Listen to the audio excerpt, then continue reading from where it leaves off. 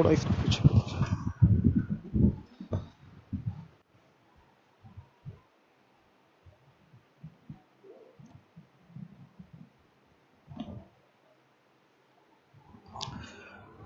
Good evening आप सभी बच्चों को। करिश्मा पटेल, संतोष यादव, राहुल यादव, आनंद कश्यप, गुड इवनिंग सभी लोगों को। यश दुबे, सोनू यादव, इलाहाबादी, गुड इवनिंग आप सभी बच्चों को, गुड इवनिंग। देखिए आज हम लोग बहुत ही इंपॉर्टेंट टॉपिक यूपीएसआई के लिए पढ़ने जा रहे हैं, सांख्यिकी, स्टैटिस्टिक्स।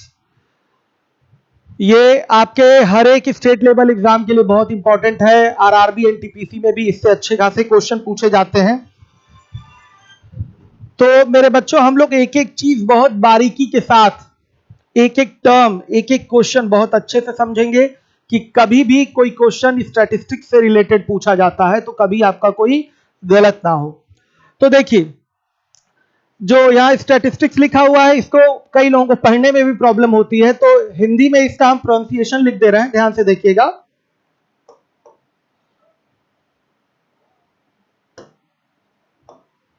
देख लीजिए,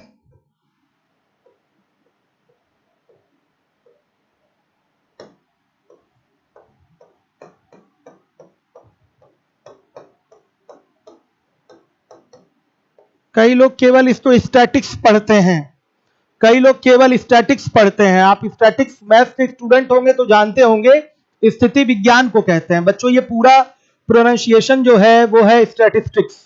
क्लियर है? तो इसमें गलती नहीं करिएगा। बड़ा लगता है कोई अनपढ़ आदमी बोल रहा है, अगर स्टैटिस्टिक्स को बोल दिया जाए स्टैटिक्स, लगता है कि ये तो भाई गड़बड़ हो गया। तो इसका उच्चारण आप लोग सबसे पहले सही कर लीजिएगा। सांख्यिकी है बच्चों। सांख्यिकी होता क्या है आप थोड़ा सा ये जान लीजिए। ये भी एक गणित की शाखा है, मैथ्स का ही ये ब्रांच है। इसमें विभिन्न प्रकार के जो डेटा होते हैं उनका हम लोग पहले कलेक्शन करते हैं, संग्रहण करते हैं, फिर उसका हम लोग प्रदर्शन करते हैं, वर्गीकरण करते हैं, और जो डेटा हमारे पास दिया गया है उसके क्वालिटी का, उसके गुणों का हम लोग अध्ययन करते हैं। सांख्यिकी के अंतर्गत ऐसा होता है। ये मैथ्स की एक ब्रांच है बच्चों। तो सांख्यिकी कह लीजिए एक तरीके से ये गणना का ही विज्ञान है। आज का जो समय है, आज का जो एरा है, वो सांख्यिकी का ही है। सांख्यिकी का पूरा एक डिपार्टमेंट होता है। एसएससी में एक पोस्ट भी आती है इसके लिए, सांख्यिकी अन्वेषक की, आपका स्टैटिस्टिकल इन्वेस्टिगेटर की एक पोस्ट भी आती है। और सांख्यिकी का एक अलग से पेपर भी होता है एस्तो वगैरह के लिए। एस्तो आपका गस्टेड पोस्ट होता है। पूरी सांख्यिकी का ये सारी चीजें जो मैं पढ़ा रहा हूं वहां भी काम आती है। तो ऐसा नहीं है कि एसएससी के लिए इंपॉर्टेंट नहीं है, एसएससी वालों के लिए इंपॉर्टेंट है। और जितना पढ़ाऊंगा उससे ज्यादा आता है, बहुत थियरी पार्ट भी आता है। आपके थर्ड पेपर जो टीयर 3 टीयर 2 में होता है, थर्ड पेपर आपका स्टैटिक्स का होता है, उसमें पूछा जाता है, अच्छा खासा मात्रा में सांख्यिकी पूछा जाता है बच्चों वहां। तो आइए हम लोग शुरुआत करते हैं। डेफिनेशन मैंने बताया, मैथ्स की एक ब्रांच है जिसमें हम लोग जो हमारे पास डेटा आ रहे हैं, विभिन्न स्रोतों से जो हमें डेटा प्राप्त होते हैं, और डेटा किस टाइप के, जैसे जनसंख्या से संबंधित डेटा हो गया, क्रिकेट से रिलेटेड डेटा हो गया, हमारा किसी स्कूल कॉलेज यूनिवर्सिटी का डेटा हो गया। तो इस तरीके के डेटा हमारे पास जो आते हैं उसको हम कलेक्ट करना सीखते हैं इस सांख्यिकी में, उनका प्रदर्शन सीखते हैं, वर्गीकरण क्लासिफिकेशन कैसे होगा वो हम इसमें प्रॉपरली सीखते हैं। और जब एक प्रॉपर हमारा रिप्रेजेंटेशन तैयार हो जाता है तो उसके जो कैरेक्टरिस्टिक्स हैं, गुण हैं, उनका हम लोग अवलोकन करते हैं, अध्ययन करते हैं, एनालाइज करते हैं। तो चलिए देखिए, डेफिनेशन यहां सामने लिखा हुआ है, स्क्रीनशॉट लेते हुए चलिएगा। वैसे मैं पीडीएफ डलवा दूंगा, इससे आपका नोट्स बनेगा प्रॉपर, इससे आपका नोट्स बनेगा। स्क्रीनशॉट्स लेते हुए चलिएगा, ठीक है बच्चों। जो मैंने बोला है यहां लिखा हुआ है, सांख्यिकी गणित की शाखा है जिसमें आंकड़ों का संग्रहण, प्रदर्शन, वर्गीकरण और उसके गुणों का आकलन का अध्ययन किया जाता है। क्लियर है बच्चों? अब देखिए, कुछ आपके इंपॉर्टेंट टर्म्स होते हैं स्टैटिस्टिक्स में, तो उनको जान लेना बहुत जरूरी है। वैसे तो हम लोग को मीन, मीडियन, मोड एग्जाम के पॉइंट ऑफ व्यू से पढ़ना है, लेकिन मीन, मीडियन, मोड के जो क्वेश्चन आते हैं उनमें ये टर्मिनोलॉजी यूज होती है बच्चों। तो टर्म्स जो है, इंपॉर्टेंट टर्म्स आपके स्टैटिस्टिक्स के, वो जानने हैं आपको। आइए चलिए देखिए, सबसे पहला टर्म है आपका आंकड़े, डेटा। इंग्लिश में इसको डेटा कहते हैं, प्लूरल भी बच्चों यही है, डेटा, आंकड़े। आंकड़े क्या होता है? विभिन्न प्रकार की सूचनाओं में से जो तथ्य संख्यात्मक रूप से, न्यूमेरिकली जो कलेक्ट किए जाते हैं उनको डेटा कहते हैं। कई प्रकार की सूचनाएं दी गई हैं, सूचनाओं में जो न्यूमेरिकल आप वैल्यू कलेक्ट कर रहे हैं, उन सबको क्या बोलेंगे? डेटा बोलेंगे। डेटा बच्चों देखिए, जो आप डायरेक्ट कलेक्ट करते हैं उसमें कोई ग्रुपिंग नहीं होती है। आपका ओरिजिनल डेटा आपने कलेक्ट किया है तो उसको कहते हैं हम लोग रॉ डेटा। इसको कहते हैं हिंदी में अपरिष्कृत आंकड़े, रॉ डेटा कहते हैं। तो देखिए, मूल रूप से एकत्र किए गए आंकड़े अव्यवस्थित होते हैं, अनग्रुप्ड होते हैं, इसे अपरिष्कृत आंकड़े कहते हैं। ये सब एकदम क्लियर होना चाहिए बच्चों, टर्म आपको। आ जाइए उसके बाद सरडी आंकड़े, एरे डेटा। एरे डेटा क्या होता है बच्चों? ध्यान से देखिएगा। जब रॉ डेटा को, मतलब अपरिष्कृत, कह सकते हैं जो समूह में नहीं है, अनग्रुप्ड है, अपरिष्कृत है, उस पर आपने अभी कोई काम नहीं किया है, अगर आप उसको असेंडिंग मतलब आरोही या डिसेंडिंग मतलब अवरोही क्रम में अगर व्यवस्थित कर देंगे तो उसको बोलेंगे हम लोग एरे डेटा। आ रही है बात समझ में बच्चों? ध्यान से देखिएगा। जब अपरिष्कृत आंकड़े को आरोही या अवरोही क्रम में यानी कि असेंडिंग या डिसेंडिंग ऑर्डर में लिखा जाए तो वह सरडी आंकड़ा कहलाता है। ध्यान से देखिएगा। अब जैसे देखिए, एक एग्जांपल आपके सामने, हर एक बच्चा देखेगा ध्यान से। एग्जांपल आपके सामने है। 50 अंकों के लिखित परीक्षा में 8 छात्रों द्वारा प्राप्त अंक है। ध्यान से देखिएगा, 29, 39, 25, 34, 19, 18, 17 और 40। हर एक बच्चा देखे तो इसको क्या बोलेंगे? रॉ डेटा बोलेंगे। ये है आपका रॉ डेटा। ध्यान से देखिएगा, ये है अपरिष्कृत आंकड़ा है बच्चों, अनग्रुप्ड डेटा है ये। ध्यान से देखिए, अनग्रुप्ड भी इसको कहते हैं, अवर्गीकृत डेटा भी इसको कहते हैं, अवर्गीकृत भी कहते हैं, या इंग्लिश में कह लीजिए आपका अनग्रुप्ड डेटा भी इसको कहते हैं। तो यही है आपका रॉ डेटा, अपरिष्कृत आंकड़ा। अब इसको आरोही क्रम में लगाइए। आरोही क्रम का मतलब समझते हैं ना, छोटा पहले, फिर उससे बड़ा, फिर उससे बड़ा, फिर उससे बड़ा, लास्ट में सबसे बड़ा, मतलब सीढ़ी चढ़ना, आरोहण, आरोही क्रम इसी को कहते हैं, छोटे से बड़ा। तो क्या हो जाएगा? यूपीएसआई वाले बच्चे ध्यान दीजिएगा विशेष रूप से, और एसएससी वाले भी ध्यान दीजिए, क्योंकि एसएससी का जो थर्ड पेपर होता है उसमें ये सारी चीजें आती हैं, इंपॉर्टेंट है। इसी के बाद स्टैटिस्टिक्स के बाद इसी में एक पार्ट होता है ग्राफिकल रिप्रेजेंटेशन वाला, तो जो डीआई वाला पार्ट है वो भी मैं पढ़ाऊंगा, वो सभी एग्जाम के लिए इंपॉर्टेंट है। इसी के बाद चलेगा 3-4 दिन ये टॉपिक चलेगा आपका, प्रॉपरली एक एक चीज प्रैक्टिस करा के कंप्लीट करवा दूंगा। कभी भी कहीं भी एक भी सवाल आपका रुकेगा नहीं, गारंटी हमारी है ये। मैं जो कुछ भी पढ़ाता हूं तो मेरी पूरी गारंटी रहती है कि आपका 95% तो आना ही आना है। और इसमें तो मतलब मान लीजिए 100%, क्या इसमें कुछ नया बनाएगा? कुछ नया नहीं बनाएगा। जो बनाएगा सारी चीजें आपकी पहुंच के अंदर ही रहेंगी। हाँ, मान लिया जाता है अर्थमेटिक और एडवांस में कुछ नए सवाल कभी कभार बनते हैं, तो मैं गारंटी देता हूं कि जो मैं पढ़ा रहा हूं मेरे शीट से आप देख लेंगे तो 95% आराम से आता ही आता है। तो चलिए देखिए, आरोही क्रम में इसको लिखते हैं। सबसे छोटा इस रॉ डेटा में क्या है? 17 है, 17 से बड़ा 18 है, 18 से बड़ा 19 है, 19 के बाद 25 है, 25 के बाद 29 आया है, 29 के बाद 34, 34 के बाद 39, 39 के बाद 40। ये क्रम में आपने लिख दिया। ये है आरोही क्रम। तो बच्चों ये रॉ डेटा जो था आपका क्या हो गया? एरे डेटा हो गया। अब देखिए आरोही क्रम क्या हो गया? बड़ा पहले और लगातार फिर छोटा लिखते जाएंगे। 40, 39, 34, 29, 25, 19, 18, 17। तो ये आपका जो रॉ डेटा था, ये जो रॉ डेटा था किसमें कन्वर्ट हो गया बच्चे बताइए? एरे डेटा में।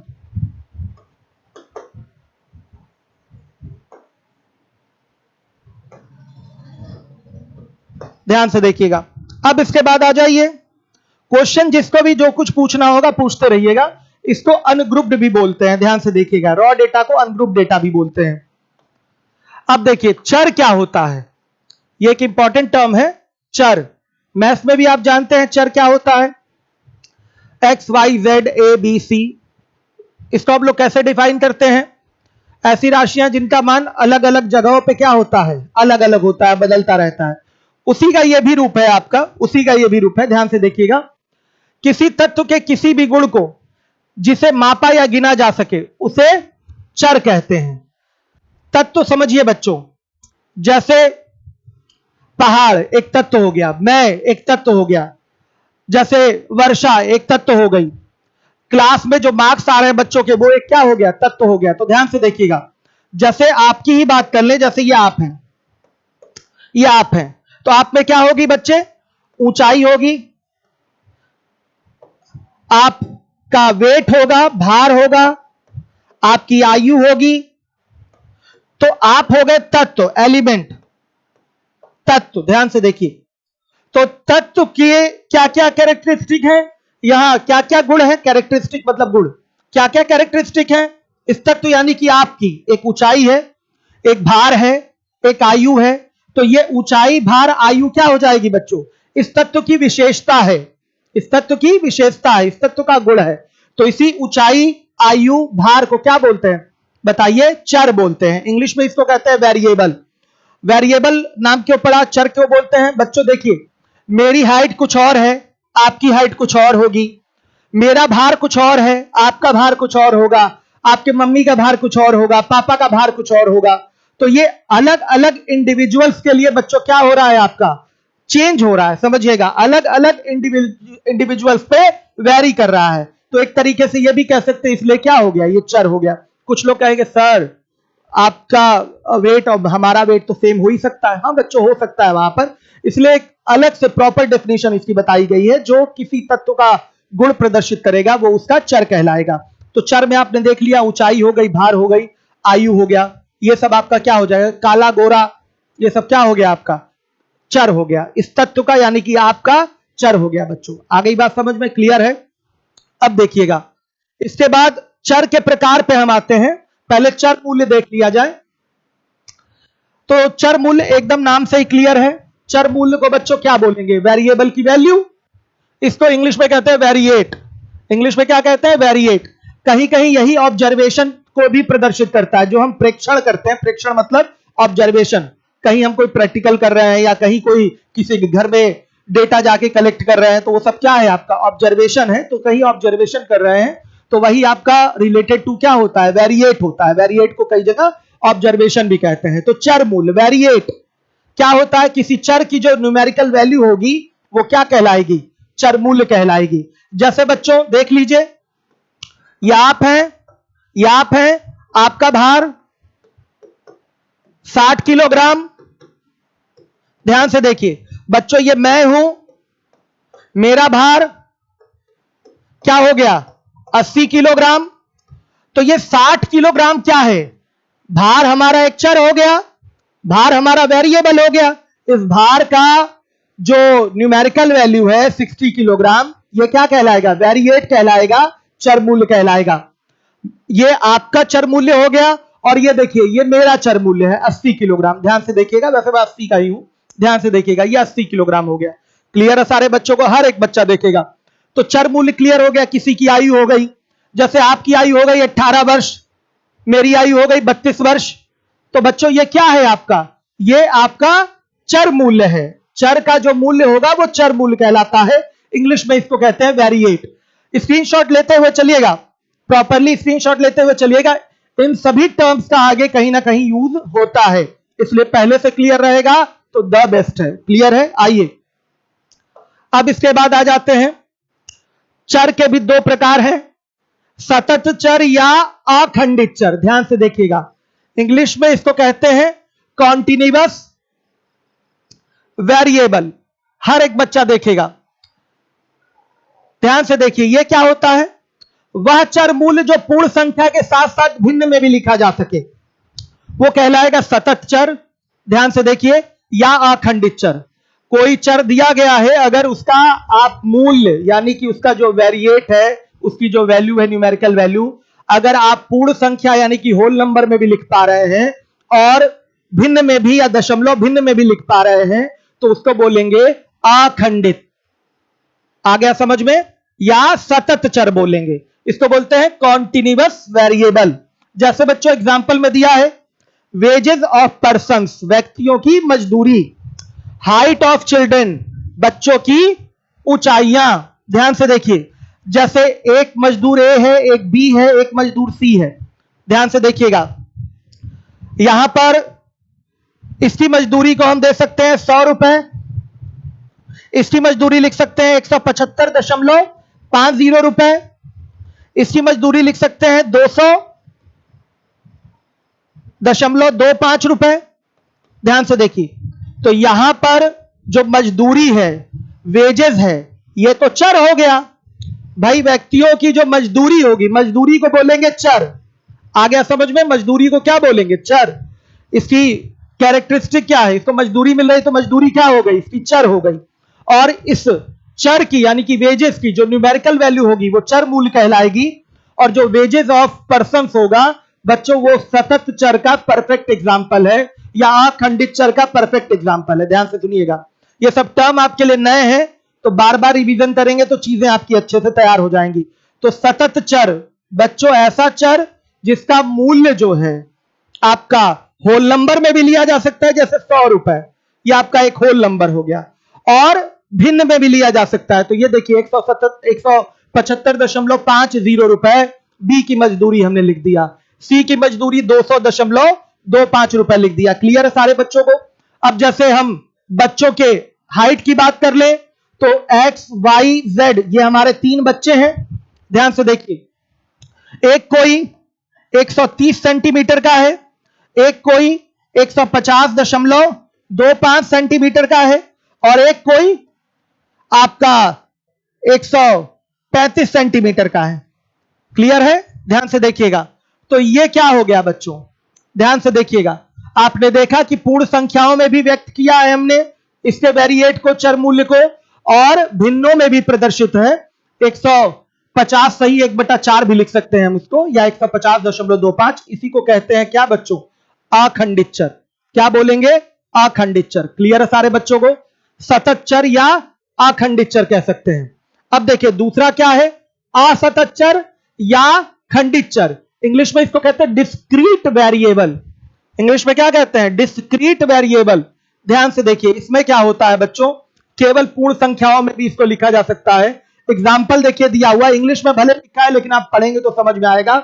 Number of children in the family, जो बच्चे लाइव हैं उनकी संख्या, जैसे आप लोग हैं लाइव, 92 लोग लाइव हैं, तो आपकी संख्या ये क्या है आपकी? बताइए। खंडित चर का परफेक्ट एग्जाम्पल है। असतत चर यानी कि डिस्क्रीट वेरिएबल का परफेक्ट एग्जाम्पल है। इसको दशमलव में नहीं लिखा जा सकता। क्या ऐसा बोला जा सकता है कि अभी 92 लोग लाइव? नहीं कह सकते ना, बताइए। तो बच्चों इसको कहते हैं आपका असतत चर या खंडित चर बोलते हैं। इंग्लिश में डिस्क्रीट वेरिएबल या डिसकंटीन्यूअस वेरिएबल भी कहते हैं, डिसकंटीन्यूअस वेरिएबल भी कहते हैं। हर एक बच्चा जिम्मेदारी से ध्यान देगा। अब इसके बाद आ जाइएगा बारंबारता, जो कि मोस्ट इंपॉर्टेंट टर्म है स्टैटिस्टिक्स का। ध्यान से देखिए, बारंबारता क्या होता है? सांख्यिकी में कोई चर मूल्य जितनी बार आया हो, घटित हुआ हो, जितनी बार आया हो, उस संख्या को, उस मूल्य की बारंबारता कहते हैं। सांख्यिकी बदले क्या कर दें? आंकड़ा कर दें।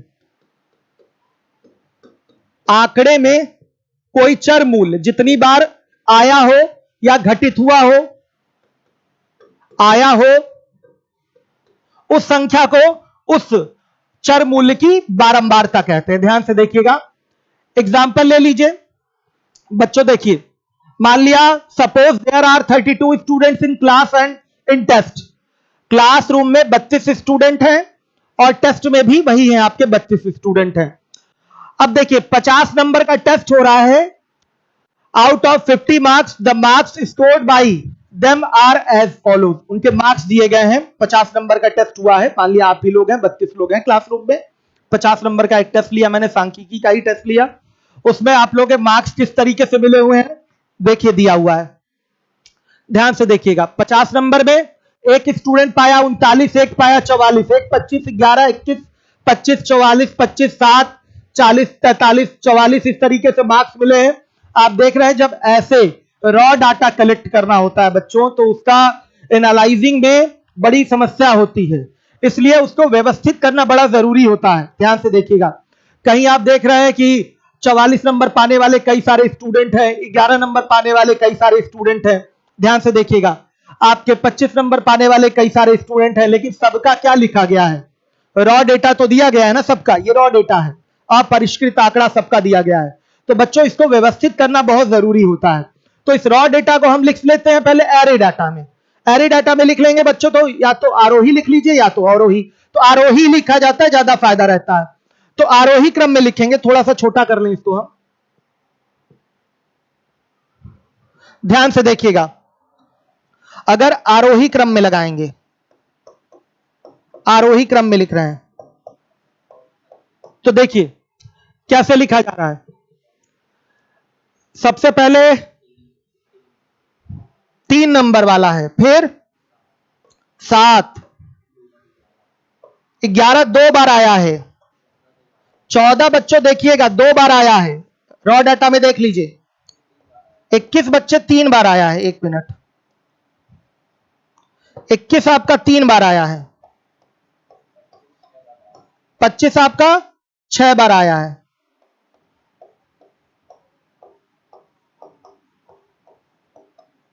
ध्यान से देखिए। फिर 28 आपका देखिए 3 बार आया है, 37 देखिए 3 बार आया है, ध्यान से देखिएगा। 39 मेरे बच्चों 2 बार आ गया, 40 भी 2 बार आ गया, 43 भी 2 बार आ गया, 44 देखिए 4 बार आया है,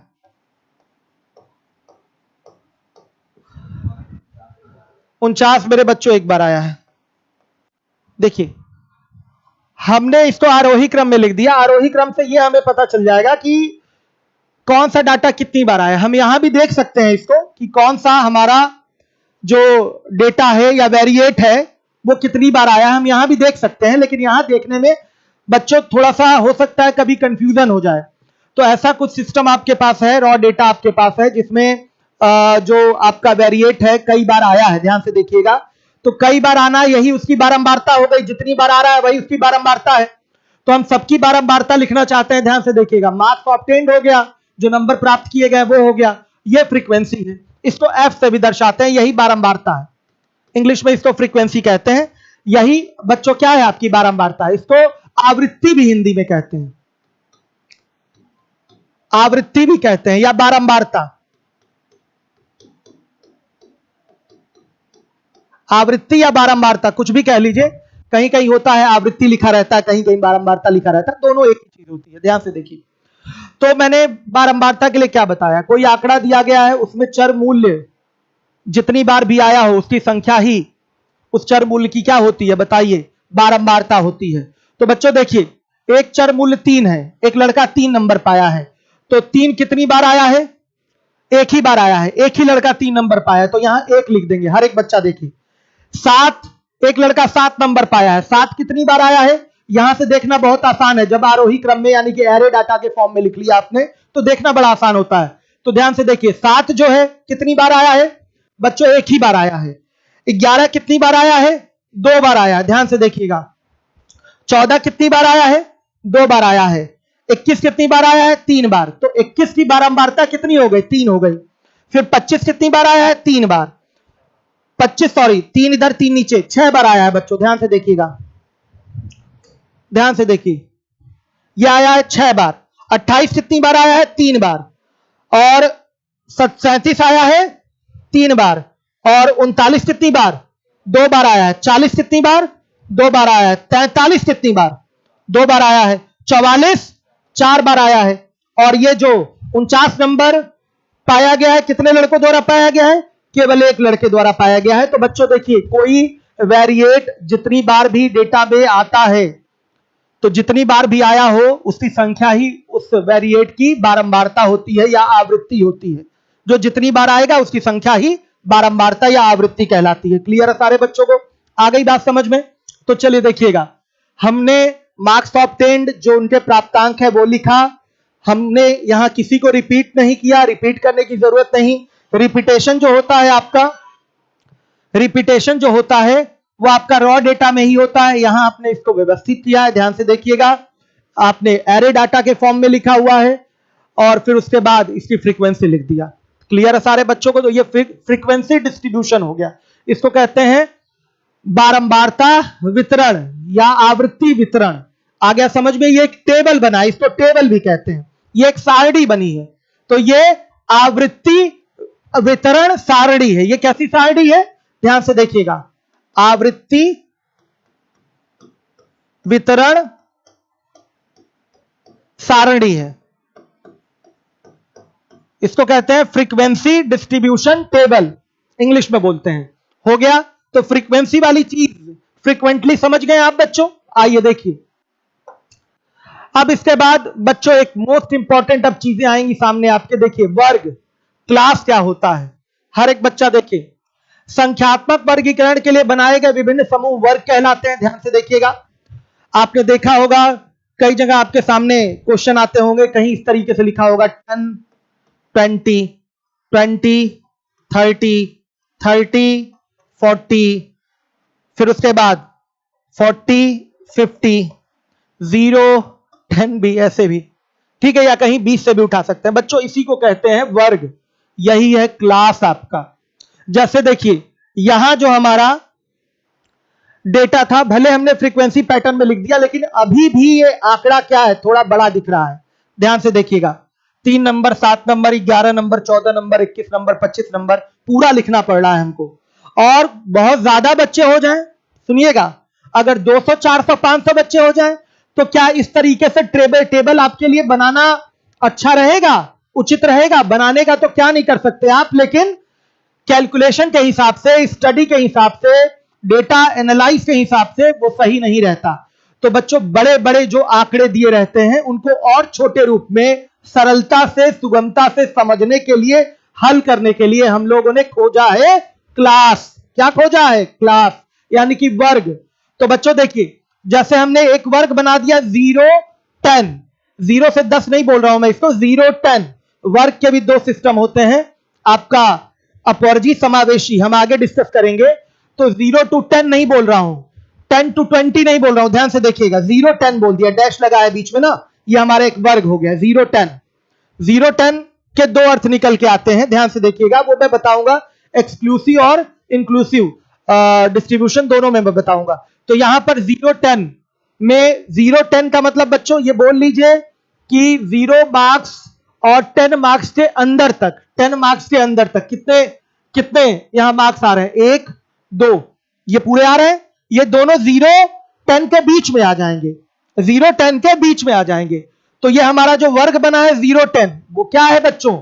इसको छोटा करने का एक हमारा सांख्यिकी का एक उपाय है बच्चों, जिसको हम कहते हैं वर्ग। ध्यान से देखिएगा, सारा आंकड़ा अगर ये 500, 600 स्टूडेंट हो जाए तो सबको एक लंबा टेबल बना के लिखना बड़ा मुश्किल हो जाता है, इसलिए वर्ग खोजा गया है, वर्ग की उत्पत्ति हुई है, जिससे आंकड़ों को हम छोटे रूप में और लिख सकते हैं और आराम से उसका जो भी कैलकुलेशन है, जो भी गुणों का अध्ययन है, हम कर सकते हैं। तो देखिए 0, 10 में ये हमारे 2 चले गए, फिर 10, 20 में ये 11 वाला ये चला गया, फिर बच्चों देखिए, और ये 14 वाला भी चला गया, फिर 20 और 30 में ये 21, 25, 28 वाले भी चले गए उस वर्ग में। देखिए 0, 10 वाले में चला जाएगा, ये आपका 10, 20 में चला जाएगा, ये आपके तीनों 20, 30 में चले जाएंगे, ये सॉरी 1 मिनट,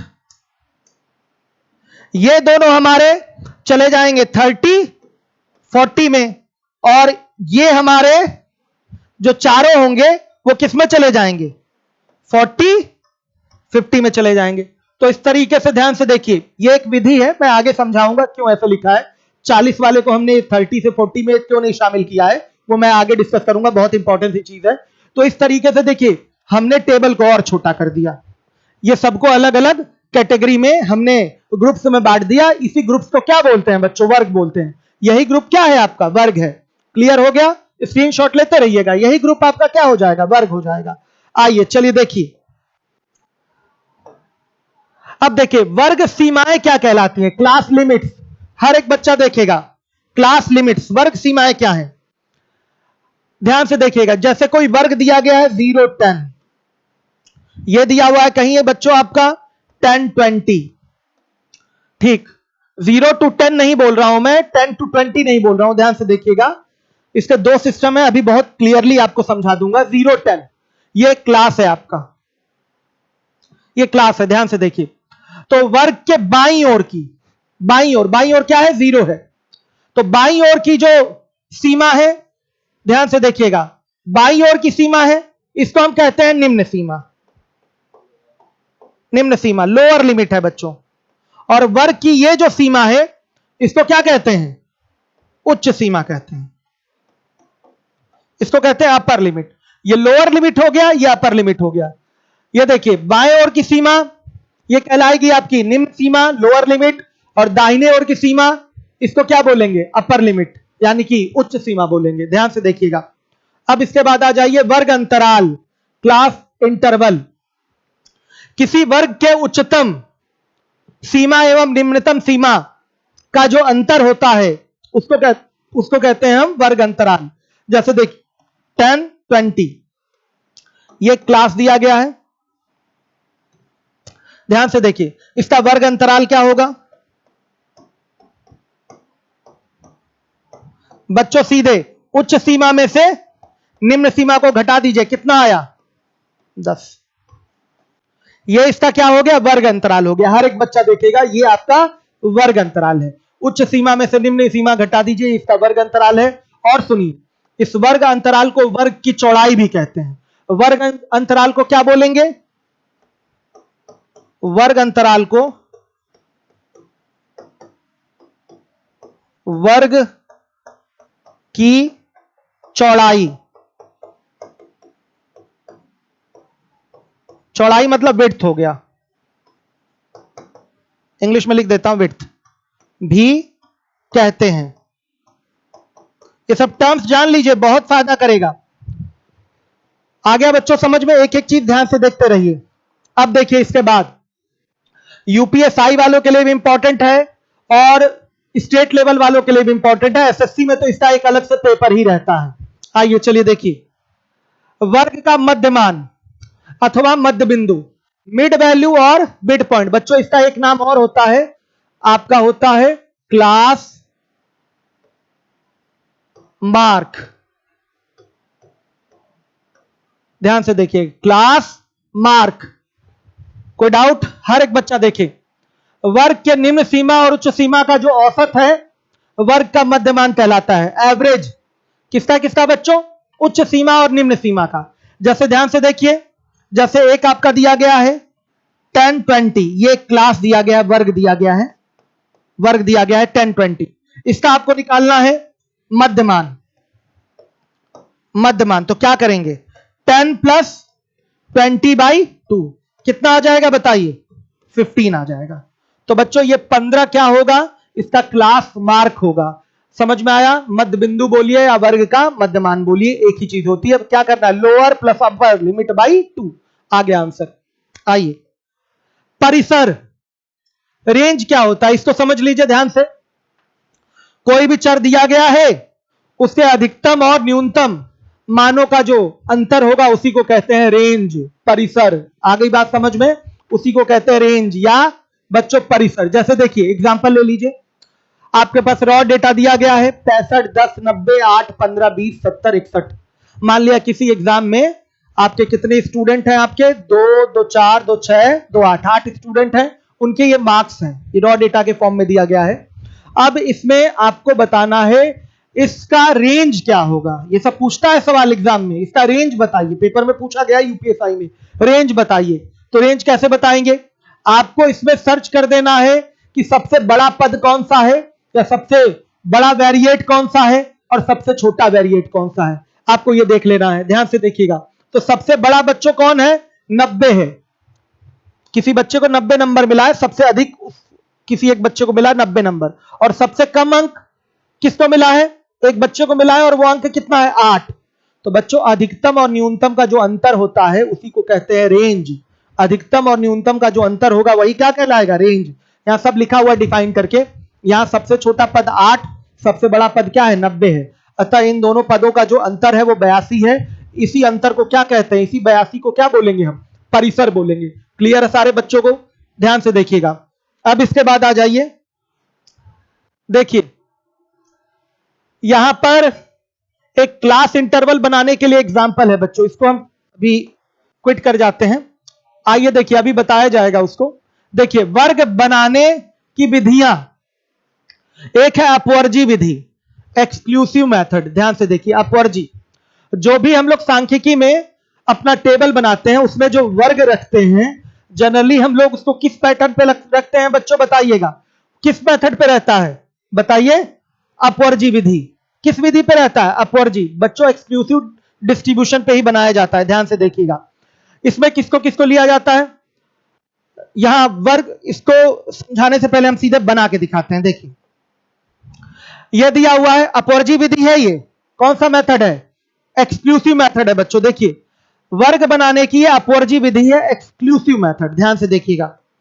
अब देखिए, given below are the marks obtained by 18 student in an examination. किसी एग्जाम में 18 स्टूडेंट्स द्वारा प्राप्त अंकों का यहां विवरण दिया गया है। नीचे देखिए 18, 17, 16, 24, 25, 19, 22, 32, 20, 26, 28, 29, 30, 37, 27, 27 और 34, 31 बच्चों ध्यान से देखिएगा। यहां पर हम अपना क्लास सेट करेंगे। क्लास सेट करेंगे बच्चों। क्लास कैसे सेट किया जाता है?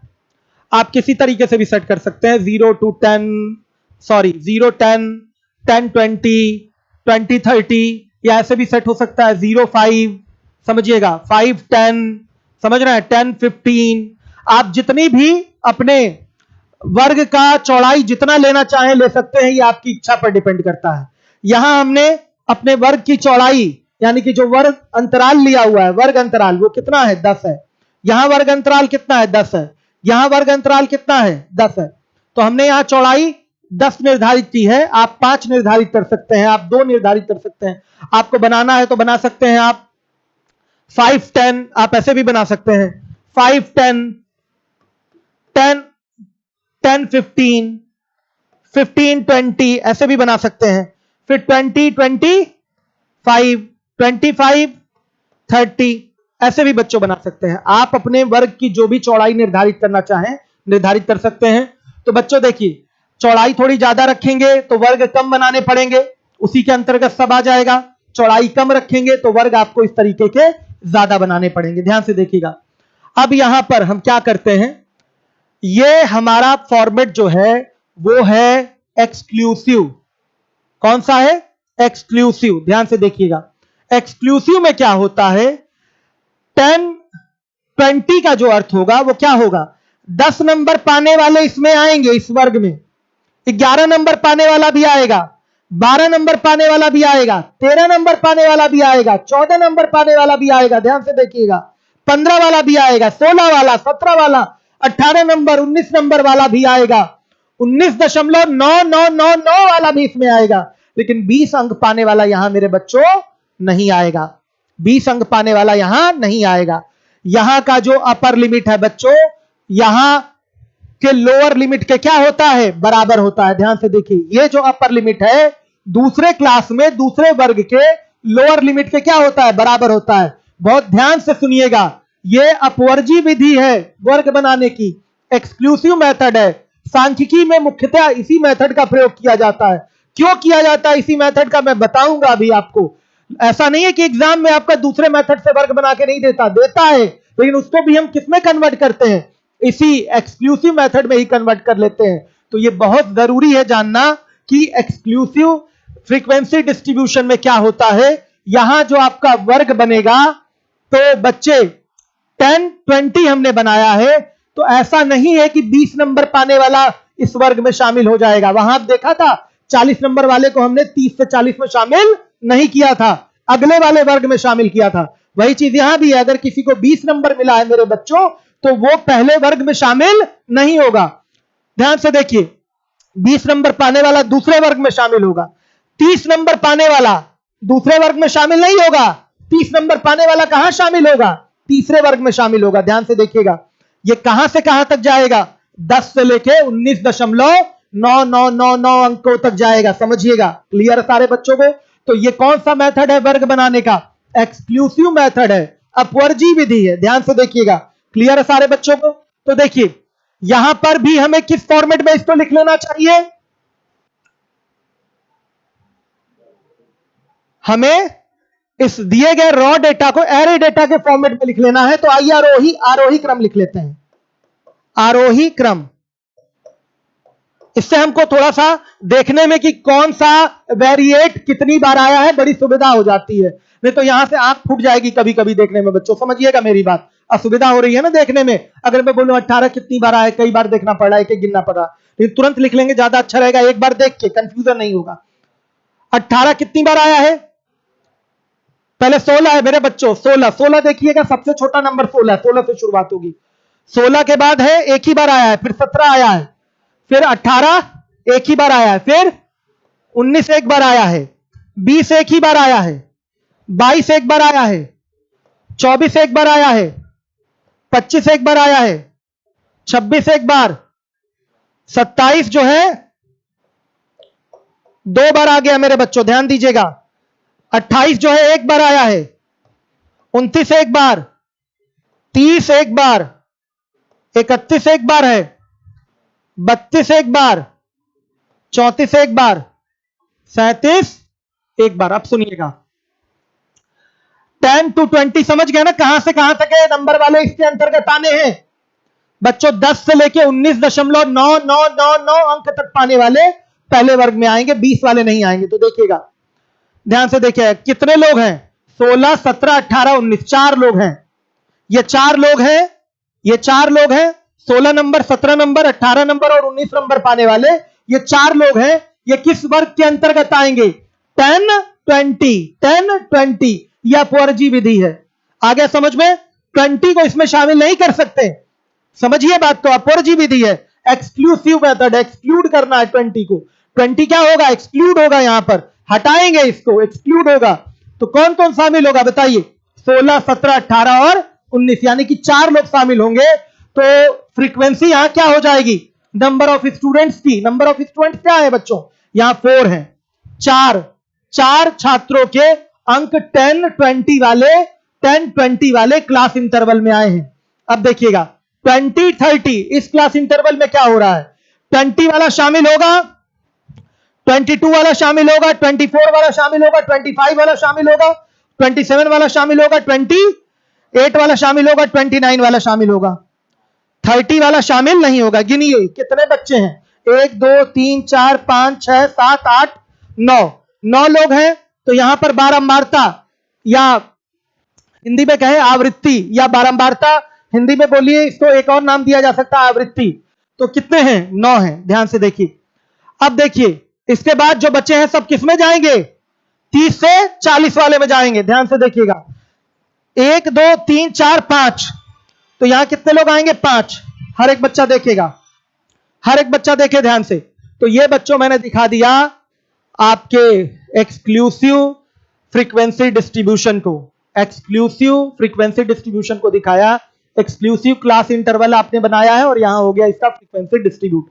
फ्रीक्वेंसी डिस्ट्रीब्यूट में एक टैली मार्क वाली चीज छूट गई थी। डीके सर का फोन आ रहा है, 1 मिनट। हाँ सर बताइए। हेलो, क्लास ले रहा हूं सर। चलिए क्लियर है बच्चों। एक चीज टैली मार्क वाली चीज यहां छूट गई थी, ये बहुत इंपॉर्टेंट नहीं, कहां टैली है? देखिए यहां टैली वाला मार्क्स छूट गया है। तो देखिए इसी फ्रीक्वेंसी को दिखाने के लिए टैली चिन्हों का प्रयोग किया जाता है। इनमें आपके इस तरीके के खड़े लाइंस का यूज किया जाता है, फ्रीक्वेंसी को डिस्ट्रीब्यूट किया जाता है। टोटल देखिए एक ग्रुप में 5 लाइन खींचते हैं, एक ग्रुप में 5 लाइन, 4 स्ट्रेट खींच लीजिए, सॉरी वर्टिकल खींच लीजिए, वर्टिकल, और एक क्या? ट्रांसवर्सल खींच लीजिए। आ गई बात समझ में? एक क्रॉस कर लीजिए ट्रांसवर्सल। तो देखिएगा यहां पर फ्रीक्वेंसी 1 है तो एक ही लाइन खींचेंगे, फ्रीक्वेंसी 1 तो एक ही लाइन, 2 है तो ये 2 लाइन, 2 है तो ये 2 लाइन, 3 है तो ये 3 लाइन, ये टैली मार्क है। 6 है तो देखिएगा 1, 2, 3, 4 हो गया और ये 5 हो गया। आया समझ में? और ये 1, 6 हो गया। ऐसे बनता है, ये टैली मार्क है। 1, 2, 3, 4, 5 लोग हो गए इधर और ये एक छठा, तो 6 हो गई इसकी फ्रीक्वेंसी। 3 के लिए 3, 2 के लिए 3 के लिए फिर 3, 2 के लिए 2 लाइन, फिर 2 के लिए 2 लाइन, 4 के लिए ये 4 लाइन होगा। कहां 2 लाइन है? ये 2 लाइन, अच्छा ये गड़बड़ हो गया। 3 इधर 2, इधर भी 2, इधर भी 2 है, 4 के लिए 4 लाइन, 1 के लिए 1 लाइन। अगर बच्चों देखिए कहीं 8 होती फ्रीक्वेंसी, 8 होती तो कैसे लिखते हैं? 1, 2, 3, 4 और ये 5, 6, 7, 8 ऐसे लिखते हैं। अब सुनिए अगर फ्रीक्वेंसी कहीं 15 होती, 15 तो कैसे लिखते हैं? 1, 2, 3, 4, सॉरी 1 2 3 4 और ये 5 हो गया, 6 7 8 9 और ये 10, ध्यान से देखिए 11 12 13 14 और ये 15, ऐसे बनता है। तो जरूरत नहीं है वैसे टैली का, लेकिन अब पेपर वाले के बनाने के ऊपर है। कोई क्रिएटिव क्वेश्चन बना दिया तो बोल देगा इस फ्रीक्वेंसी के लिए कौन सा टैली चिन्ह, 4 ऑप्शन दे देगा टैली चिन्ह लगाकर, कहेगा कौन सा ऑप्शन टैली चिन्ह वाला सही है। तो ऐसा सवाल कभी आया नहीं है, लेकिन मे भी पॉसिबल कि कभी पूछ ले। ठीक है, कह देगा फ्रीक्वेंसी 15 के लिए कौन सा टैली चिन्ह ठीक है, 4 ऑप्शन दे देगा, एक में ये रहेगा, एक ये रहेगा, ये रहेगा, कौन सा सही है। अब टैली का मतलब जानते रहेंगे तब आप कर पाएंगे। तो ये 1 2 3 4 और ये 5 हो गया, बारंबारता यहां, फिर 1 2 3 4 5 और ये भी 5 हो गया, 5 5 10 हो गया, 11 12 13 14 और ये 15 हो गया। मतलब इसमें 5 का आपका एक ग्रुप तैयार होता है, 4 आपके वर्टिकल लाइन होंगे, एक ट्रांसवर्सल हो जाएगा, उसको तिरछा काट देगा, तो 5वां बारंबारता को दर्शाएगा। क्लियर है, ये छूट रहा था, ये इतना इंपॉर्टेंट नहीं है, लेकिन फिर भी कभी कोई एग्जाम पेपर सेट करने वाला मन में आ जाए कि हम ऑप्शन में टैली चिन्ह ही डालेंगे तो डाल सकता है। चलिए, अब ये नहीं कह सकते कि सिलेबस से बाहर है, बच्चों कक्षा 6 में टैली पढ़ाई जाती है, ये टैली चिन्ह कक्षा 6 में पढ़ाई जाती है, इसलिए जान लीजिए कौन सी बड़ी बात है। क्लियर है, आ रही है बात समझ में। अब आ जाइए, वर्ग अंतराल बता दिया मैंने, ये सारी चीजें बता दिया, परिसर हो गया। देखिए, अपवर्जी विधि में पढ़ा रहा था, क्लियर हो गया। कहीं लिखा है 10 20, इसका मतलब बच्चों 10 वाला शामिल होगा और कहां तक जाएगा, 19.99 तक की वैल्यू शामिल होगी, लेकिन 20 वाली वैल्यू उस क्लास में शामिल नहीं होगी, वो अगले क्लास में शामिल होगी। उसी चीज को लिखा है यहां पर, एक वर्ग की ऊपरी सीमा उससे अगले वर्ग की निचली सीमा में होती है। आ गई बात समझ में। ऊपरी सीमा मतलब बच्चों क्या, उच्च सीमा, उससे अगले वर्ग की निम्न सीमा होती है। निम्न सीमा, उच्च सीमा, निम्न सीमा ज्यादा अच्छा रहेगा। The upper limit of a class is lower limit of next class. ठीक है, आइए देखिए, यह सतत चर के लिए बनाया जाता है। बच्चों सतत चर मतलब समझ रहे हैं ना, आपका कॉन्टिन्यूअस जो वेरिएबल होता है उसमें किसी भी प्रकार की वैल्यू आ सकती है, चाहे वो दशमलव में ली जाए, भिन्न में ली जाए या पूर्ण संख्या में ली जाए। अगर कोई बच्चा माइनस मार्किंग हो रहा है, कहीं पाया, मान लिया वो पाया 19.75 मार्क्स, 19.75 मार्क्स, वो किस में आ जाएगा बताइए, वो शामिल हो जाएगा आपका पहले वाले वर्ग में। तो इस तरीके के जो आपके दशमलव वाले मान होते हैं वो इस माध्यम से आराम से दर्शाए जा सकते हैं। दशमलव वाले मान, पूर्णांकीय मान तो दर्शाएंगे ही, दशमलव वाले मान भी बड़े आराम से दर्शा सकते हैं। यही आपका बेस्ट मेथड है आपके प्रेजेंटेशन का। बच्चों, वर्ग के प्रेजेंटेशन का सबसे बढ़िया तरीका है कौन सा, एक्सक्लूसिव। ठीक है, नाम से लग रहा होगा अरे सर ये तो एक्सक्लूसिव है, एक्सक्लूड करना है, ये कहां से अच्छा होगा। तो बच्चों यही अच्छा होगा, इंक्लूसिव मैं दिखा रहा हूं कितना बुरा है। चलिए देखिए, एक विधि ये हो गई, फिर ये देखिए समावेशी विधि, इंक्लूसिव मेथड, इसमें समावेश कर लेना है। ध्यान से देखिए, इसका प्रॉपर आप सीन देख लीजिए। अभी मैं क्या लिखा हुआ थियरी पार्ट में वो नहीं बता रहा हूं, आप एग्जाम्पल देख लीजिए। देखिएगा, using class interval 1 5 6 10 11 15 construct the frequency distribution for the following data. देखिए ये डेटा दिया गया है 13 6 12 9 11 14 2 8 18 16 9, ये सब डेटा आपका रॉ डेटा दिया गया है। अब आपने क्या देखा, ये इंक्लूसिव मेथड है। इंक्लूसिव मेथड में क्या होता है कि पहले वर्ग की जो उच्च सीमा है दूसरे वर्ग में नहीं जाएगी, ये अपना अलग रहेगा सिस्टम, 1 से 5, फिर ये 6 से 10, फिर 11 से 15, 16 से 20। आप देख रहे हैं जैसा कि पिछले फॉर्मेट में हमारा था, यहां 5 था तो यहां भी 5 से शुरुआत होनी थी। आई बात समझ में। लेकिन यहां इंक्लूसिव में ऐसा नहीं है मेरे बच्चों, इंक्लूसिव में ऐसा नहीं होता, यहां पर सब सेपरेट सेपरेट रहेगा आपका। ध्यान से देखिए, इसका कोई भी लिमिट अगले में नहीं जाएगा, इस दूसरे वर्ग का इंटरवल, सॉरी दूसरे क्लास का कोई भी लिमिट तीसरे में नहीं जाएगा। तो इसका सिस्टम क्या है, इसको आराम से बोल सकते हैं 1 to 5 6 to 10। ध्यान से देखिए, 11 to 15 ये बोला जा सकता है, 16 to 20 इस क्लास को ऐसे बोल सकते हैं। 16 to 20 का मतलब क्या, 16 से 20 तक। आ गई बात समझ में। 21 to 25 आ गई बात समझ में? ध्यान से देखिए। अब यहां पर भी हम कौन सी विधि लिख दें? एरे डाटा के फॉर्म में लिख दें, आरोही आरोही क्रम इसका भी लिख देते हैं, थोड़ा आसान हो जाता है हमारे लिए। बोलिए, सबसे पहले एक है बच्चों, कितनी बार? एक बार है ना, ठीक, एक है, फिर दो एक बार है बच्चों, 6 2 बार है, 7 1 बार है, 8 2 बार है, 9 2 बार है, 11 देख लीजिए 2 बार है, 12 आपका 3 बार है मेरे बच्चों, 13 आपका 2 बार है, 14 आपका 1 बार है, 16 भी 1 बार है, 17 1 बार, 18 1 बार, सॉरी 18 कितनी बार है? 3 बार है, 18 3 बार है मेरे बच्चों, और 19 1 बार, 21 भी 1 ही बार है, 22 1 बार है। देख लीजिए। अब 1 से 5 का मतलब क्या हुआ? 1 से 5 नंबर लाने वाले पूरे, इसमें ऐसा नहीं है कि आप एक्सक्लूड करेंगे, इंक्लूड करिए। यहां क्या करना है? इंक्लूड करना है। 1 से 5 नंबर वाले सब इसी में आएंगे। एक्सक्लूसिव में क्या था? 5 नंबर वाला यहां नहीं आता था, अगले वाले क्लास में आता था। आ गई बात समझ में? लेकिन यहां पूरे 1 से 5 वाले इसके अंतर्गत आएंगे। ये इंक्लूसिव मेथड है, यहां इंक्लूड करना है आपको इसको, ठीक है? तो 1 से 5 नंबर पाने वाले, ध्यान से देखिएगा, कितने लोग हैं? 1 से 5 नंबर पाने वाले 2 लोग हैं, ध्यान से देखिएगा। तो फ्रीक्वेंसी कितनी हो गई? 2 हो गई। क्लियर है? अब देखिए 6 से 10, तो 6 वाला भी इसमें शामिल होगा और 10 वाला भी शामिल होगा। तो 6 से 10 नंबर पाने वाले कितने लोग हैं? 1 2 3 4 5 6 7 लोग हैं बच्चों। तो इनकी फ्रीक्वेंसी बारंबारता कितनी हो गई? 7 लोग, 7 स्टूडेंट हैं जो 6 से 10 नंबर तक पाएंगे। अब 11 से 15 वाले आइए, 11 वाला भी इसमें शामिल होगा, इंक्लूड होगा, और 15 वाला भी इसमें इंक्लूड होगा। तो 11 से 15 वाले कितने हैं? गिन लेते हैं, देखिएगा। 1 2 3 4 5 6 7 8। तो फ्रीक्वेंसी कितनी हो गई? 8 हो गई बच्चों, ध्यान से देखिए। 16 से 20 नंबर वाले 1 2 3 4 5 6, कितने लोग हैं? 6। फ्रीक्वेंसी कितनी हो गई? 6।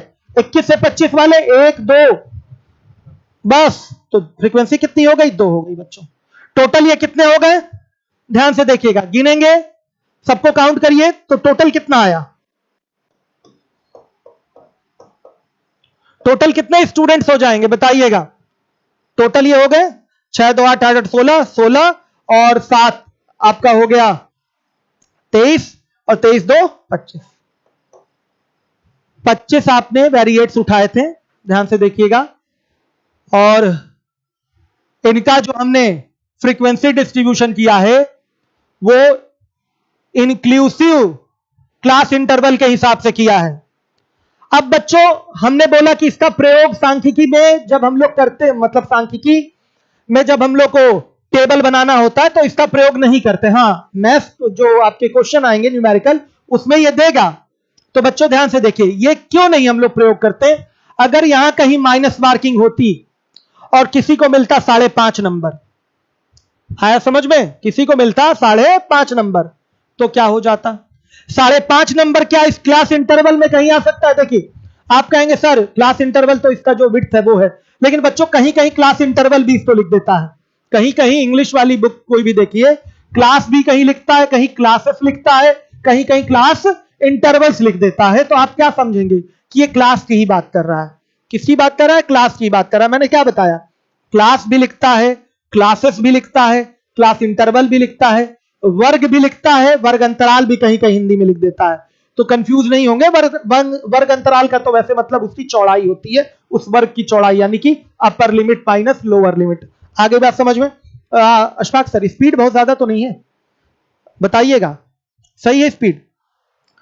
चलिए, इतना स्पीड लेने के बाद भी चीजें बहुत रह गए।